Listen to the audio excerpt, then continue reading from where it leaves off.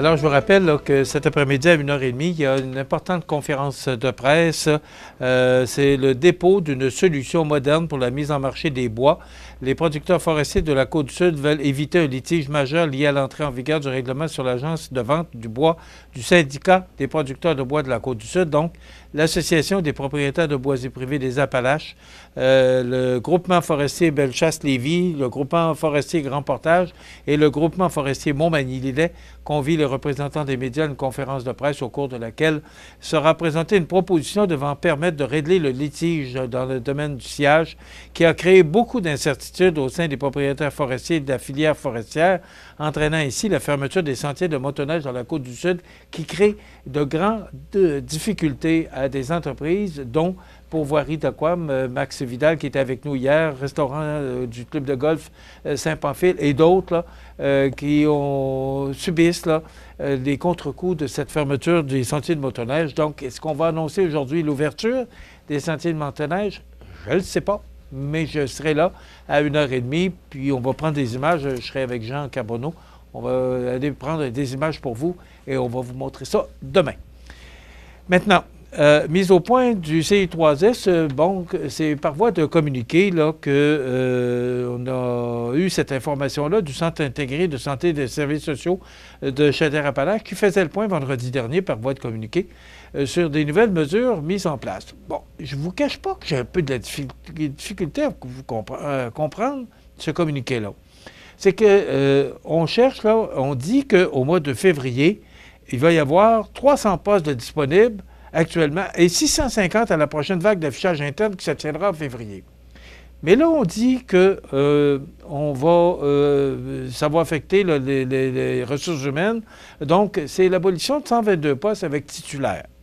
Toujours selon le communiqué, 122 postes abolis, 13 postes de gestionnaires se voient abolis pour 2,4 des effectifs totaux et 109 autres postes abolis sont parmi le personnel syndiqué pour 0,7 des effectifs de personnel syndiqué.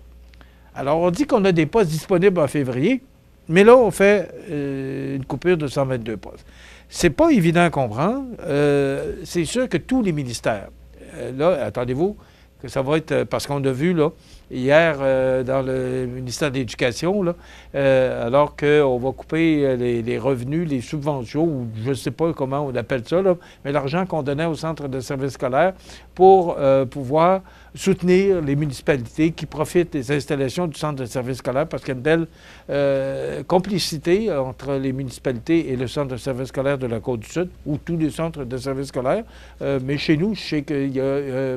ça fait un très bon ménage entre ces deux organismes-là, la municipalité, la ville et le centre de services scolaires. Mais là, il va y avoir un manque à gagner. Puis pourtant, les municipalités, les villes ont déposé leur budget parce qu'il faut absolument que les villes déposent leur budget avant le 31 décembre. Donc là, le budget est déposé et on dit, oui, on va faire nos devoirs. Mais là, ça, c'était pas prévu. Alors, on va prendre l'argent où? Ça reste à voir. M. Rivec annonçait encore des investissements, 3 nouveaux sites cellulaires en construction. On sait que récemment, il y avait une annonce. On était là à Sainte-Perpétue, pour annoncer dans d'autres municipalités l'installation d'antennes cellulaires, d'installations cellulaires pour permettre à tout le monde au Québec devrait être connecté d'ici les prochaines élections. C'est ce que M. Legault nous a dit. Donc, on travaille pour ça. M. Rivec annonçait hier un investissement important là, dans la région de Kamouraska. Aussi, on en a parlé beaucoup, là, Gattadlas, je trouve que c'est une belle promotion. Donc, on va suivre ça aussi de près. Mais c'est quand même là, 211 000 du gouvernement du Québec là, pour aider les municipalités à garder le glace. Donc, leur patinoire extérieure, devrais-je dire. Alors, une belle idée, une bonne idée. Mme Breton nous a donné tous les détails tantôt. Et aussi, Andréane Caron, qui était directrice générale de Mani Gym, qui est maintenant chez DPME Chaudière-Appalaches. C'est une belle acquisition pour les gens de DPME Chaudière-Appalaches. Mme Caron, et quand on regarde la photo, c'est exactement le vrai visage de Mme Caron, toujours souriante, toujours de bonne humeur, une personne extrêmement compétente dans ce qu'elle fait, qui a pris la relève de Brigitte Vézina, qui a fait du bon travail chez Magny Jim. Andréane a assuré la continuité de Mme Vézina. Et là, maintenant, c'est M. McKay qui a pris la direction générale. Alors, bravo, félicitations, Andréane, et tout le succès dans ces nouvelles fonctions. Hier, je ne sais pas si vous avez vu les reportages sur Radio-Canada et TVA, alors qu'on annonçait la fermeture de la route 175 qui mène à Saguenay. Là. Même il y a un chauffeur de camion-là qui a dit « Sortez pas, restez chez vous, c'est vraiment pas beau. » On sait que la route là, qui mène au Saguenay, l'hiver, c'est pas toujours agréable, mais là, hier, avec le vent puis la neige, ça a l'air que c'était vraiment pas beau. Il y a eu des accidents. Il y a un accident majeur là, dans le Journal de Québec, sous la plume de Jérémy Bernier, entre plusieurs véhicules qui a fait au moins un blessé. Les vents forts, l'accumulation de neige importante et la visibilité nulle ont rendu la situation très périlleuse. Je ne sais pas si vous avez eu l'occasion. Vous savez, des fois, quand on se compare, on se console. Là. Hier, et je vous montre une photo de ce qui s'est passé à Gaza hier. Vous allez dire, il n'y a rien de régional dans Gaza. Non. Mais hier, je regardais ces gens, ils étaient plus de 300 000 déplacés qui voulaient retourner chez eux parce qu'il y a une trêve là, avec Israël. Et là, ils voulaient retourner chez eux. Et là, des milliers de kilomètres, peut-être pas des milliers, mais une longue file de gens, 300 000 personnes, c'est quand même long, là, qui voulaient retourner chez eux. J'ai vu des frères jumeaux là, qui ne s'étaient pas vus depuis 1 an et demi, 15 mois, depuis que le conflit a débuté entre Gaza et Israël.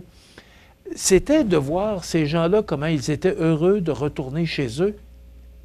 Et là, quand ils vont arriver chez eux, il n'y en a plus de chez eux. Il ne reste plus rien, il ne reste pratiquement plus rien. Tout est détruit.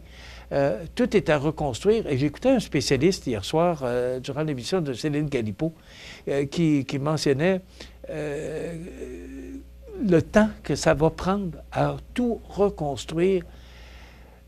Moi, je suis tellement solidaire avec ces gens-là. Je me mettais à leur place. J'imaginais que c'était moi hier là, qui marchais pour retrouver ma maison, mais qu'il n'y en a plus de maison, puis qu'il n'y a plus d'eau, il n'y a plus rien. On voyait ces femmes avec les enfants. En tout cas, moi, il y a des gens qui vivent des situations là, tellement difficiles, alors que nous, quand on regarde dans la vie qu'on mène, oui, il y a des gens en difficulté dans notre région, et je suis tellement sensible à ça.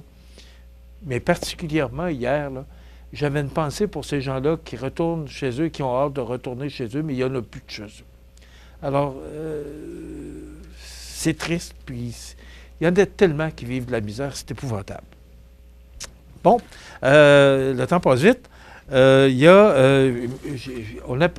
c'est fait rien. Vous savez, il y a Mme Breton qui disait, là, patinoire extérieure pour amener les jeunes, puis trouver des moyens pour que les jeunes jouent à l'extérieur, puis jouent dehors, là. Bien, imaginez-vous que l'Oratoire Saint-Joseph, c'est sous la plume de Zoé Arcan du Journal de Montréal. L'Oratoire Saint-Joseph a encore une fois été la cible d'une entrée par effraction au cours du week-end, un geste devenu populaire auprès des jeunes en quête de sensations fortes et répétées de multiples fois dans les derniers mois. L'idée, c'est pas d'aller voler quoi que ce soit dans l'Oratoire, si j'ai bien compris le texte de Mme Arcan, c'est d'aller, de monter sur la croix de l'Oratoire. C'est juste un défi qu'on veut se fier, et de l'adrénaline. Puis, vous savez, moi, quand j'étais jeune, mon plaisir, là, c'était on jouait dans la neige, puis on se faisait des forts à l'extérieur, puis on sortait de bonne heure le matin, puis on rentrait tard le soir. C'était ça pour ma jeunesse, moi. Et eux autres, ben, c'est de monter pour aller, l'adrénaline, pour aller monter sur la croix de l'Oratoire Saint-Joseph ou encore sur le pont Jacques-Cartier. Les temps ont bien changé. M. Laulier qui veut des réponses d'ici le mois de mars, d'ici le prochain budget, à savoir le 3e lien, ce qui va se passer. J'ai hâte de voir ce que M. Laulier va faire, voir s'il va revenir pour un autre mandat ou s'il va quitter. Il est en réflexion, mais d'ici quelques jours ou semaines, il devrait nous annoncer sa décision, savoir s'il revient. Mais on sait que c'est le projet qui tient beaucoup à cœur de M. Laulier, maire de Lévis. Demain, on vous propose entre autres la chronique culturelle avec Cynthia Lamontagne des Arts de la Seine. Alors, il y aura du temps un petit peu plus froid au cours des prochains jours. Soyez prudents parce qu'il va y avoir des vents sur les routes.